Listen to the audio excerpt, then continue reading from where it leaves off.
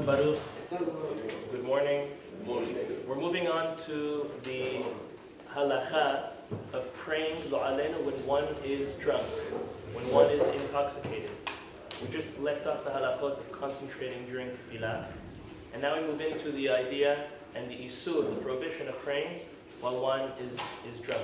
Back in the day, Shulchan Aruch writes that if one drank a revi'it, practically a cup or even half a cup of wine, they would not be able to pray. However, the wine back in the day was much, much stronger. It was not diluted at all. And therefore the halacha is nowadays, even if one drinks a cup of wine, they can still continue to pray. However, even though our wine is diluted, we definitely see that a person can get drunk. If it's not 1 cup, 2 cups, 3 cups, 4 cups, each has their own tolerance. And therefore, once an individual reaches the level that they are no longer to stand, as we see in Hebrew, omed bifnei hamelech, to stand in front of a king, all the more so, they would not be able to stand in front of Melech Malchei Amlachim, the King of Kings, HaKadosh Baruch Hu, to pray their Amidah. We're going to this morning mention 3 reasons why not. The first is the obvious, the Rambam mentions. The Rambam mentions that if a person cannot stand and gather their thoughts to speak to a regular king, all the more so they do not have enough kavanah, enough concentration to pray in front of HaKadosh Baruch Hu.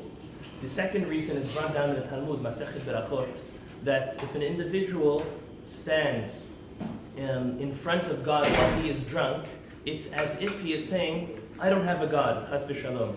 Because if he's not giving that importance to stand in front of Hashem with the proper respect that is needed, chas v'shalom, it's saying as if he has no God. The third reason is also brought down by the Rambam, and this is very practical. In the time of the Beit HaMikdash, all of the sacrifices and the services was instead of or in place of our prayers.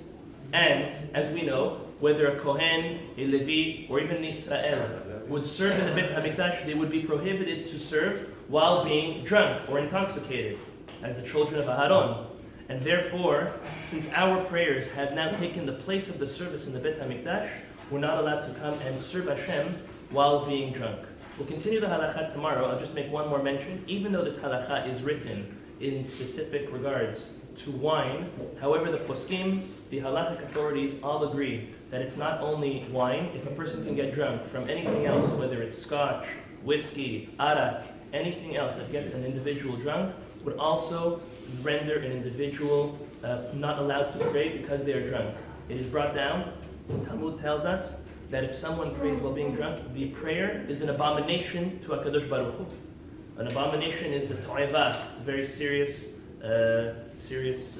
vernacular that the Torah uses, that the poskim use. And therefore we have to try to be very careful, and we'll continue the halachot at Hashem tomorrow. This morning, we are